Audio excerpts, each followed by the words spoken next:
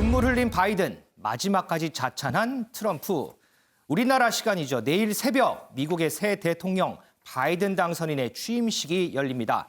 취임식을 하루 앞두고 바이든과 트럼프 서로 다른 의미의 고별 연설을 했다고 하는데 김은미 기자, 네. 어떤 내용인지 설명을 좀 해주실까요? 네, 일단 백악관을 떠나야 하는 트럼프가 있고요. 이 빈자리, 백악관의 빈자리로 들어오기 위해서 고향을 떠나야 하는 바이든 당선자가 있습니다. 그러니까 이 두 사람 대체 뭐라고 얘기를 했는지 먼저 들어보고 얘기 나눠보겠습니다. As I conclude my term as the 45th President of the United States, I stand before you truly proud of what we have achieved together. We did what we came here to do, and so much more. All Americans were horrified by the assault on our Capitol. Political violence is an attack on everything we cherish as Americans. It can never be tolerated. This week, we inaugurate a new administration and pray for its success in keeping America safe and prosperous. We extend our best wishes, and we also want them to have luck, a very important word.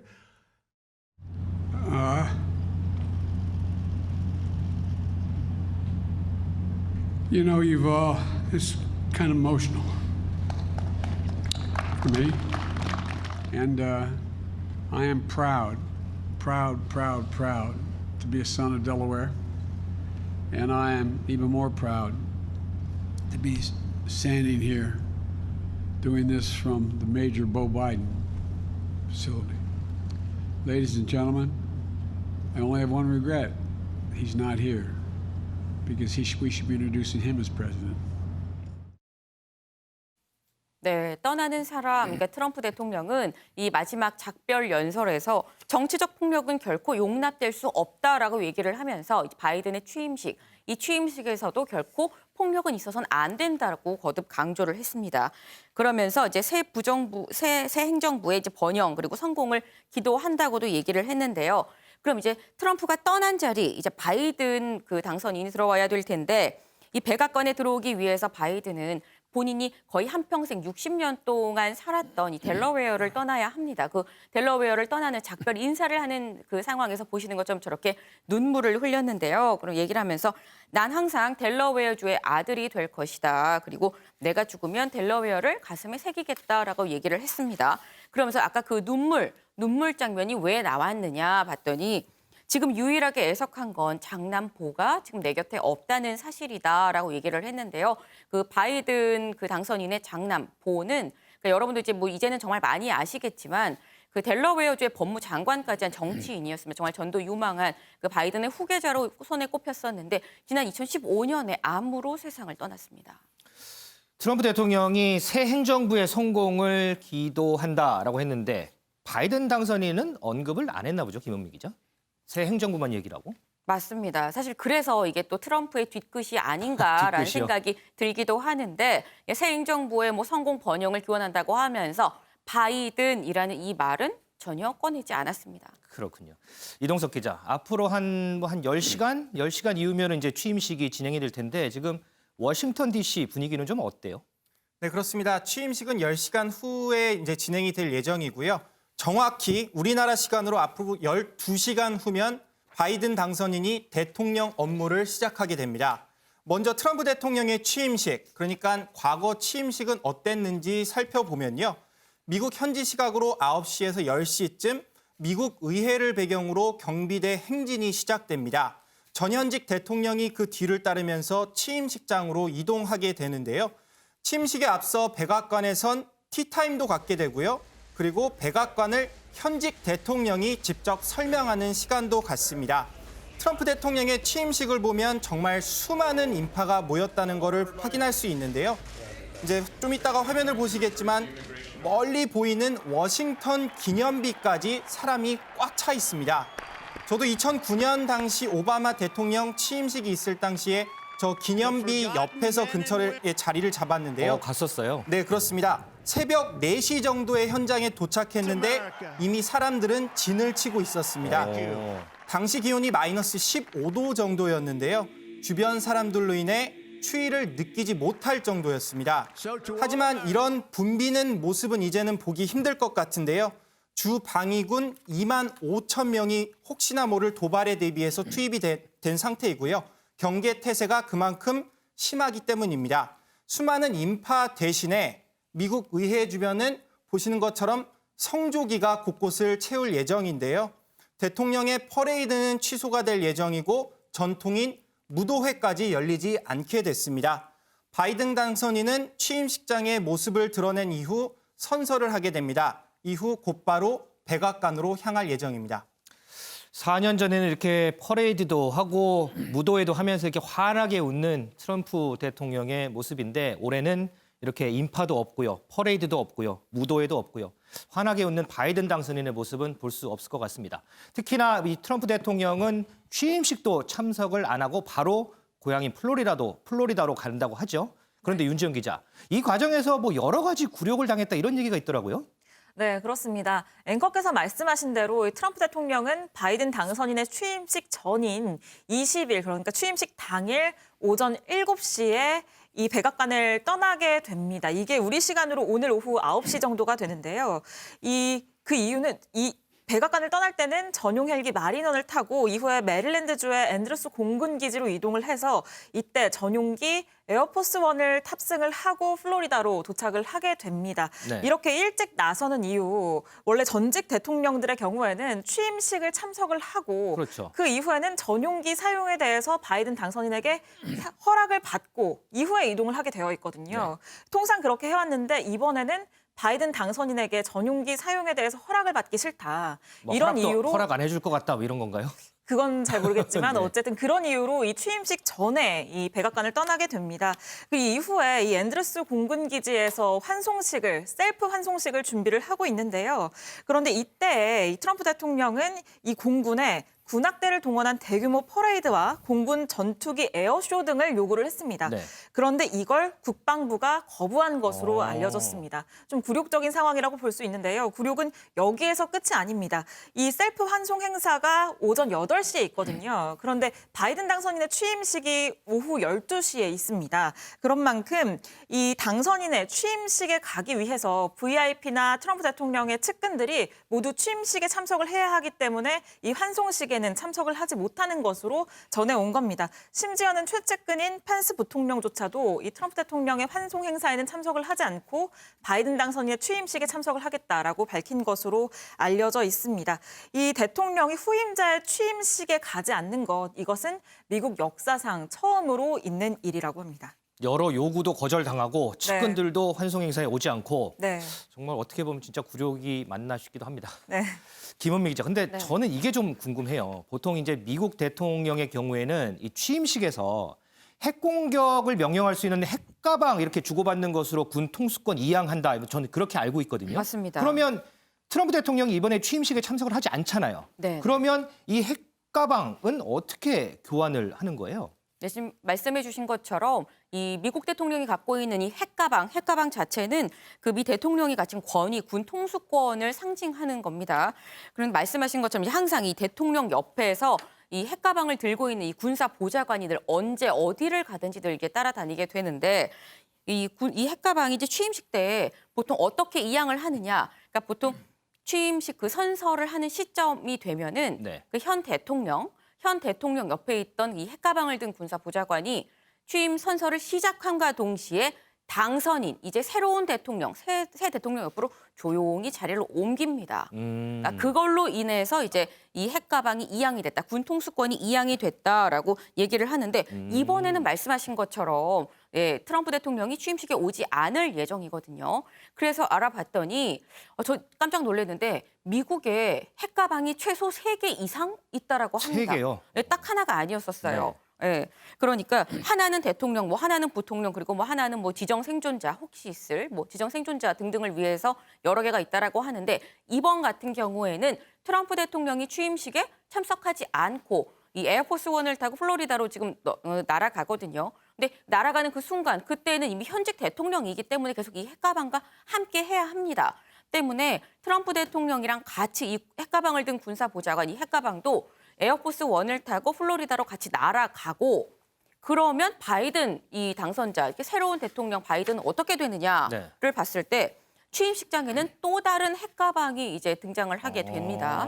네. 그러니까 미 현지 시각으로 취임식인 그 20일 낮 12시 정오를 기해서 이 여러 개의 핵가방들이 동시에 코드가 다 바뀐다라고 해요. 네. 그래서 트럼프 대통령은 원래 본인이 갖고 있던 그 핵가방 코드가 변하기 때문에 핵가방을 갖고 있어도 뭐 소용이 없게 되는 거고, 바이든은 이제 취임식 전 핵 공격 개시 절차에 대한 브리핑을 받고 새 코드를 받아서 전혀 이항에는 문제가 없다라고 합니다. 그런데 김은미 기자, 네. 이 원초적인 질문일지 모르겠는데 조금 전에 자료화면에 이제 영화 장면이 나오더라고요. 네. 핵가방 열고 버튼 누르면 핵미사일 바로 발사되는 거예요? 저도 그게 상당히 궁금했습니다. 그래서 영화에는 그렇게 나오잖아요. 네. 핵가방 열고 뭐 빨간 버튼 같은 거 누르면 뻥 하고 이제 터지는 정말 그런 모습인데, 이 핵가방 안에 뭐가 들어있나 봤더니 이제 공격 옵션이 들어있는 검은 책자가 있고요. 그리고 비스킷이라고 불리는 플라스틱 카드, 보안 카드가 들어 있습니다. 빨간 버튼이 아니었어요. 네. 그리고 대통령이 피할 수 있는 안전 벙커 리스트가 들어 있다고 해요. 그러니까 이 빨간 버튼이 아니라 그 누르면 그 대통령이 공격을 지시하는 장치, 뭐 그 장비가 들어 있는 가방이라고 볼 수 있겠습니다. 그러면은 그걸 열고서 버튼 누른다고 핵미사일이 바로 나가는 건 아니군요. 네, 맞습니다. 윤 대표님, 예. 4년마다 미국 대통령 취임식 많이 보셨을 거 아니에요? 네. 그런데 올해 이번 취임식은 상당히 좀 생경한 모습이 많이 연출이 될 것 같아요. 그렇죠. 뭐 미국에서 그 전직 대통령이 승복을 항상 했잖아요. 그렇죠. 지는 사람이. 근데 네. 이번에는 승복을 안 하잖아요. 끝까지 뭐 전화 통화도 하나 안 하고 영부인끼리도 서로 거의 통화를 안 하고 저런 식으로 취임식, 이임식을 하는 경우가 거의 드물죠. 네. 그래서 미국이 이번에 의사당이 취임식 하는 데가 거의 요새같이 됐고 거의 전쟁터잖아요. 그렇죠. 또 인파도 없고 퍼레이드도 없고 무도회도 없고 세 가지가 산무가 없는 취임식이라 좀 뭐 썰렁하지 않겠느냐 뭐 이런 좀 걱정도 하는데, 그럼에도 불구하고 트럼프 대통령이 단점이라면은 그 국민들을 갈라치기를 많이 했잖아요. 네. 뭐 이민자, 미국인들, 흑인, 백인, 잘 사는 사람, 못 사는 사람 이 갈라치기를 했는데, 이제는 화해와 치유의 시대가 좀 개박되지 않겠느냐. 네. 그리고 국제 관계에서도 미국 우선주의를 트럼프가 했는데 이제는 미국이 돌아왔다 그래가지고 국제적인 협력 관계 이걸 좀 존중하지 않겠느냐 뭐 이런 생각이 들어서 새 시대 출발에 대한 그런 숭고한 그런 의식 이거는 뭐 여전할 거로 보입니다. 저는 가장 그 눈길이 끄는 게 질 바이든 여사의 역할이 좀 눈길이 끌더라고요. 네, 그 바이든 대통령 집안에 128년 된 성경이 있대요. 네. 대형 성경이 있는데 그 성경책을 질 바이든 여사가 들고 있대요. 그러면 그 앞에서 바이든 신임 대통령이 그 선서를 한답니다. 우리나라는 왜 영부인이나 배우자들이 별로 하는 일이 없잖아요. 옆에 앉아 있고. 네. 근데 성경을 들고 남편인 대통령이 선서를 하고 또 질 바이든 여사의 또 그 연설도 있대요.